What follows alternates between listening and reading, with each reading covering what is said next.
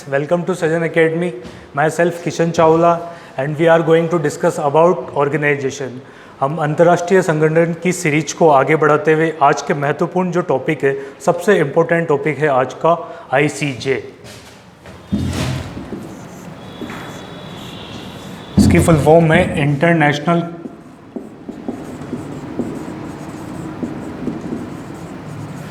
Court of justice.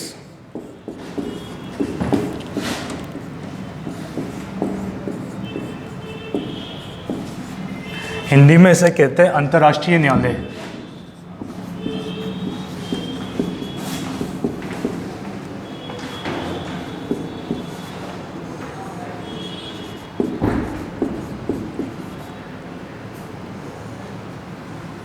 आप लोगों ने इसके बारे में सुना होगा क्योंकि अभी बहुत ही फेमस जो हुआ था केस, इसमें हमारे देश के x navy officer Kulbhushan Jadhav का, उसको पाकिस्तान ने जासूस का आरोप लगा के फांसी की सज़ा देने का आदेश दिया था।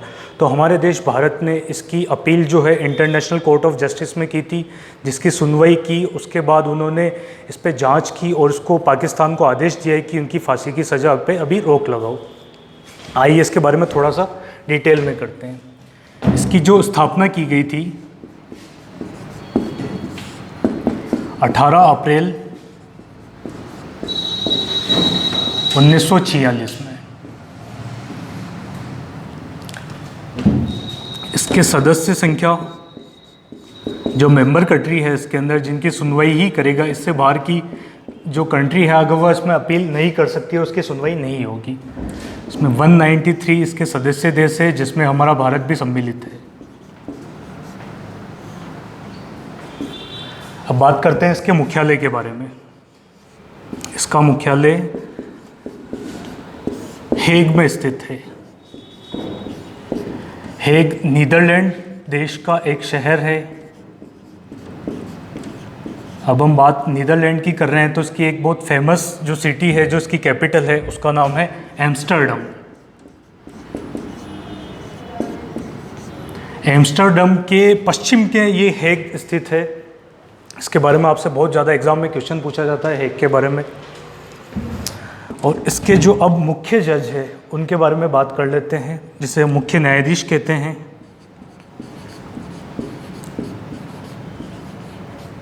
काफ़ी ज़्यादा एग्ज़ाम में पूछा जाता है कि इंटरनेशनल कोर्ट ऑफ जस्टिस के चीफ जस्टिस का क्या नाम है। उनका नाम है अब्दुल कावी Yusuf.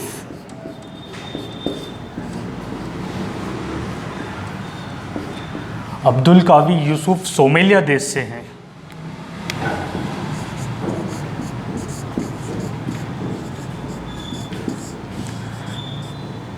Somalia country east Africa का एक पार्ट है।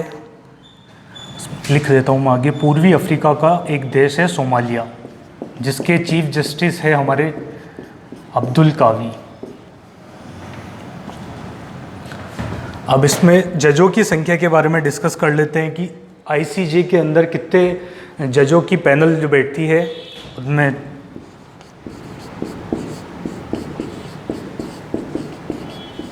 तो इसमें 15 जजों की संख्या है।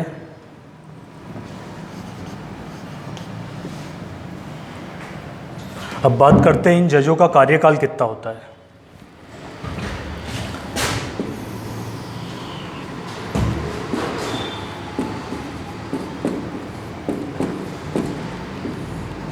प्रत्येक जज का 9 वर्ष का कार्यकाल होता है।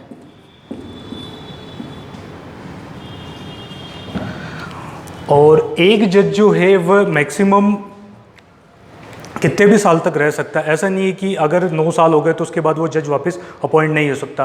अगर उसका कार्यकाल अच्छा होता है, उनके डिसीजन अच्छे होते हैं, तो उसको वापस रिपीट कर देते। और प्रत्येक 3 वर्ष के पश्चात 5 जजों की संख्या बदलती रहती है। ये बहुत ही इम्पोर्टेंट टॉपिक है। प्रत्येक 3 वर्ष पश्चात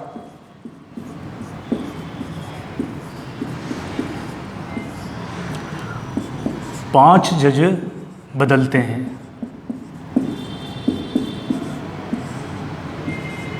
ये रोटेशन आगे चलता रहता है। अब बात करते हैं कि हमारे भारत से भी जो जज है उनके बारे में डिस्कस करते हैं, तो हमारे लिए सौभाग्य की बात है कि हमारे देश भारत से भी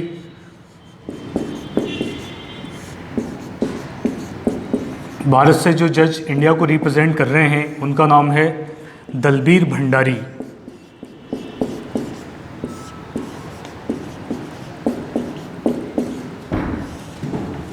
दलबीर भंडारी साहब हमारे जोधपुर शहर से है, राजस्थान के जोधपुर शहर से।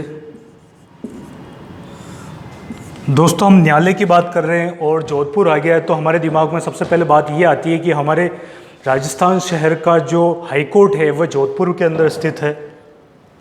इसके बारे में थोड़ा, अगर हम न्यायालय पढ़ रहे हैं तो थोड़ा और डिटेल से जज और वकील और इंडिया के अंदर जो कोर्ट है उनके बारे में डिस्कस कर लेते हैं। इसका आप प्लीज़ स्क्रीनशॉट ले लीजिए या इसे नोट डाउन कर लीजिए।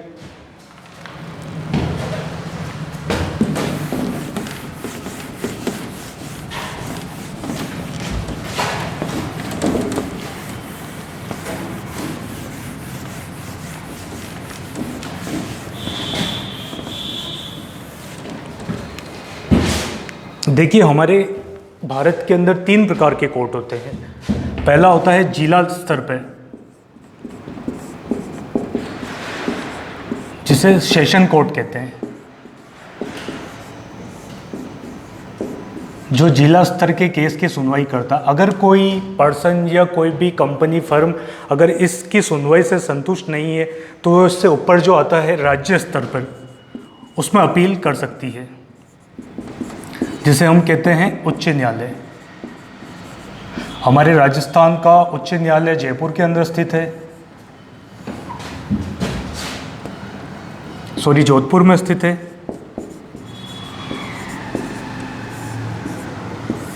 अगर कोई इंसान, पर्सन, फर्म अगर जोधपुर के उच्च न्यायालय से भी संतुष्ट नहीं है तो हमारे देश का सर्वोच्च न्यायालय, जिसे हम सुप्रीम कोर्ट कहते हैं,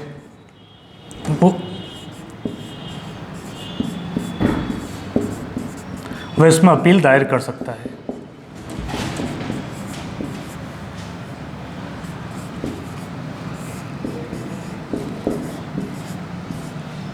ये नई दिल्ली में स्थित है।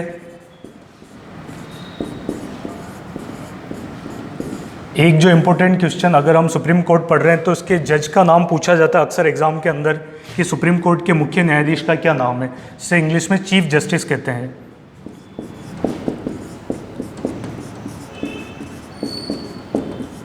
हमारे जो चीफ जस्टिस है अभी वर्तमान में, उनका नाम है शरद अरविंद बोबड़े।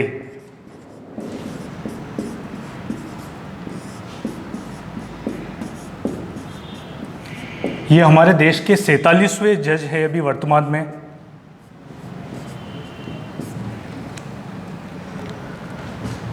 तो दोस्तों, आपको सेशन कोर्ट, उच्च न्यायालय और सुप्रीम कोर्ट के बारे में आपको नॉलेज हो गया होगा कि इसकी सुनवाई कहाँ होती है, इसकी सुनवाई किस स्तर पे होती है, इसमें कौन अपील दायर कर सकता है। सुप्रीम कोर्ट का फैसला सर्वमान्य माना जाता है और हमारे देश के जो राष्ट्रपति को जो शपथ दिलाई जाती है हमारे चीफ जस्टिस के द्वारा ही दिलाई जाती है।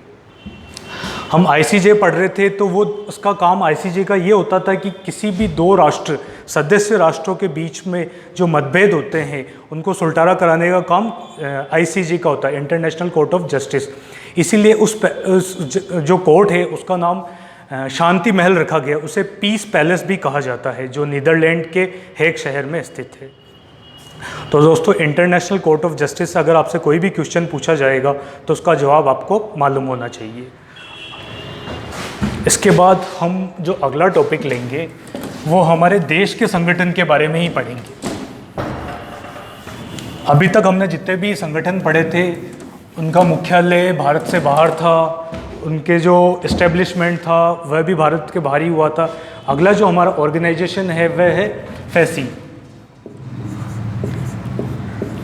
इसके बारे में लगभग हर पर्सन ने इसके बारे में सुना होगा और पढ़ा होगा, लेकिन इस पर ध्यान नहीं दिया होगा ये किस काम आता है और कहाँ लिखा होता है।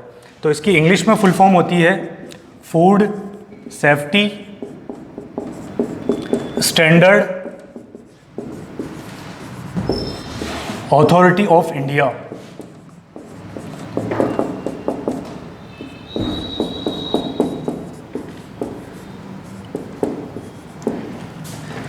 हिंदी में इसे कहते हैं भारतीय खाद्य सुरक्षा मानक अधिनियम।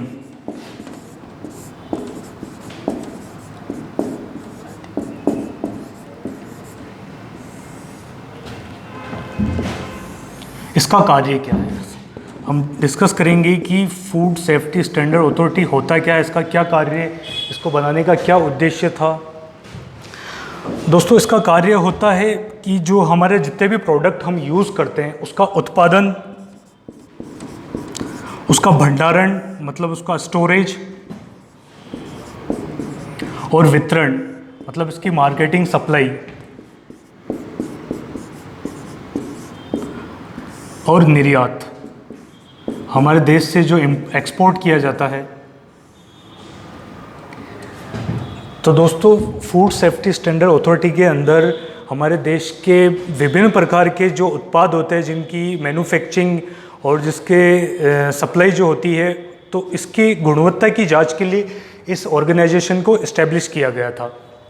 जैसा आपके मार्केट के अंदर जितने भी प्रोडक्ट अवेलेबल है, आपने उसके रैपर के ऊपर देखिएगा, आपको FSSAI का टैग मिल जाएगा।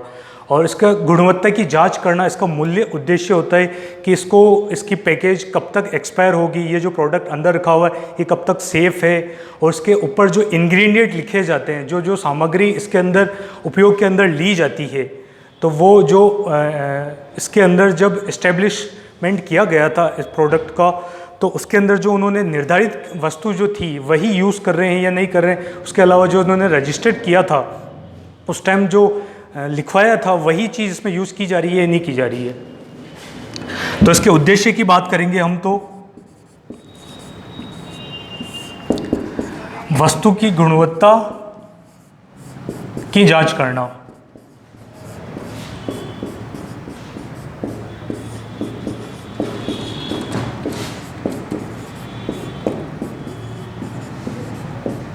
वस्तु की गुणवत्ता की जांच करना इसका मूल उद्देश्य था। अब हम बात करते हैं कि इसका मुख्यालय कहाँ स्थित है। इसका मुख्यालय हमारी नई दिल्ली के अंदर स्थित है।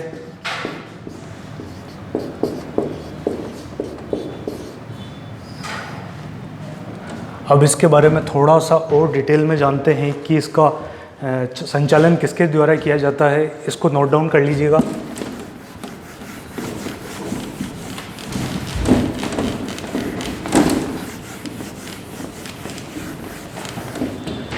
FSSAI का संचालन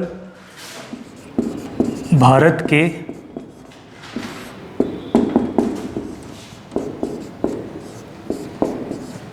के स्वास्थ्य एवं परिवार कल्याण मंत्रालय द्वारा इसका संचालन किया जाता है।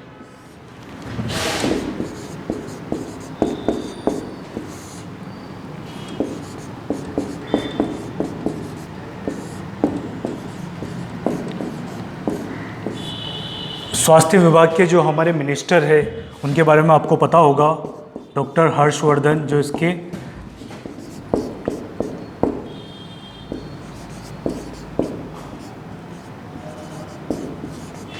डॉक्टर हर्षवर्धन स्वास्थ्य परिवार एवं कल्याण मंत्रालय के मंत्री है। अगर हर्षवर्धन के बारे में बात हो रही है तो आप लोगों ने अभी सुना पड़ा होगा कि WHO ने अभी इन्हें एग्जीक्यूटिव बोर्ड का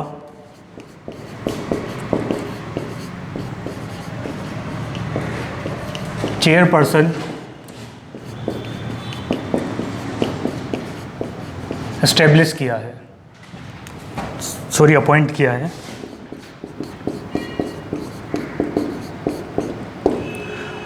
डॉक्टर हर्षवर्धन ये हमारे चांदनी चौक से MP मेंबर ऑफ पार्लियामेंट है, और इससे पहले ये दिल्ली से 1993 में इनके करियर की शुरुआत की थी।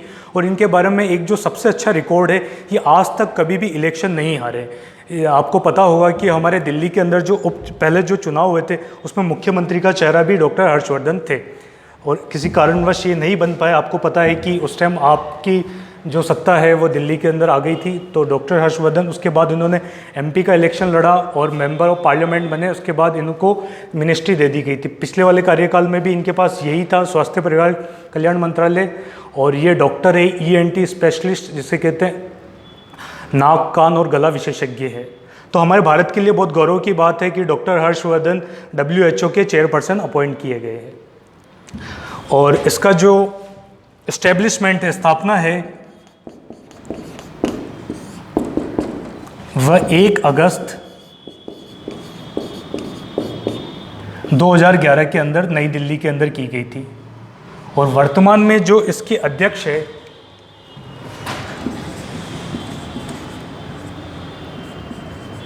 उनका नाम है रीता तेओटिया।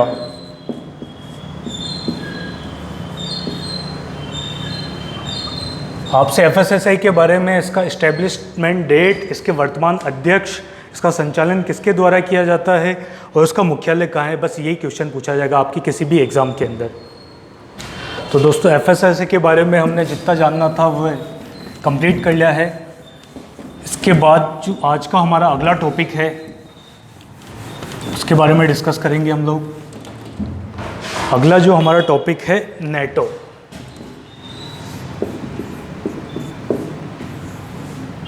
इसका पूरा नाम नॉर्थ अटलांटिक ट्रीटी ऑर्गेनाइजेशन।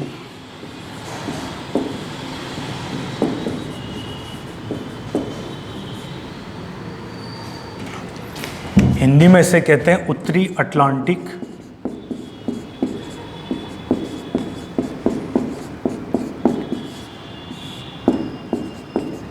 संधि संगठन।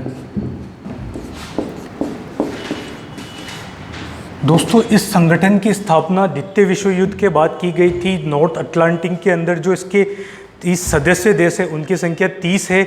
उन्होंने इसको 30 सदस्यों के अलावा अगर कोई भी बाहरी देश इनके ऊपर अगर आक्रमण करता है तो ये 30 देश एकजुट होकर और उस बाहरी देश से युद्ध का सामना करेंगे और जिस कंट्री के ऊपर हमला हुआ है उसकी रक्षा करेंगे।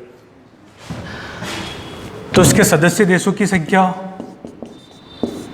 30 है। और वर्तमान जो सबसे लास्ट जो सदस्य इसमें ऐड हुआ था उसका नाम मैसिडोनिया है।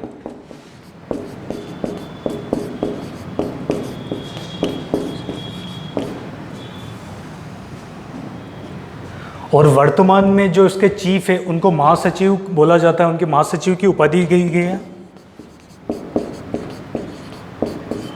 तो वर्तमान में जो इसके महासचिव है उनका नाम है जेन्स स्टोल्टेनबर्ग।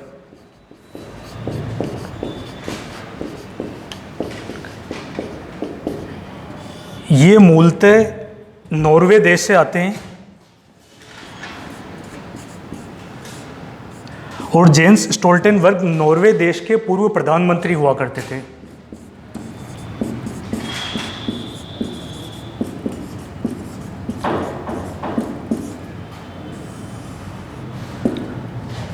नॉर्वे देश के पूर्व प्रधानमंत्री थे जेन्स स्टोल्टेनबर्ग। अब हम बात करते हैं कि इसका एस्टेब्लिशमेंट कब हुआ था, इसकी स्थापना कब की गई थी। नाटो की स्थापना 4 अप्रैल 1949 के अंदर की गई थी। अब इसका मुख्यालय के बारे में डिस्कस कर लेते हैं कि इसका मुख्यालय कहाँ स्थित है। नाटो का मुख्यालय बेल्जियम, ब्रुसेल्स के शहर जो बेल्जियम के अंदर स्थित है।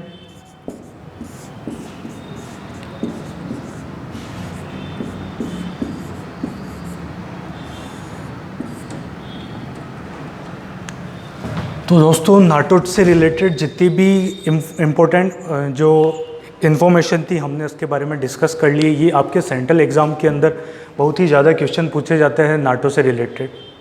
तो दोस्तों आज का हमारा आपका टॉपिक कैसा लगा इसके बारे में आप लाइक कमेंट करके ज़रूर बताइएगा और हमारे चैनल को जिन लोगों ने सब्सक्राइब नहीं किया है उसे सब्सक्राइब कीजिए। Thank you so much.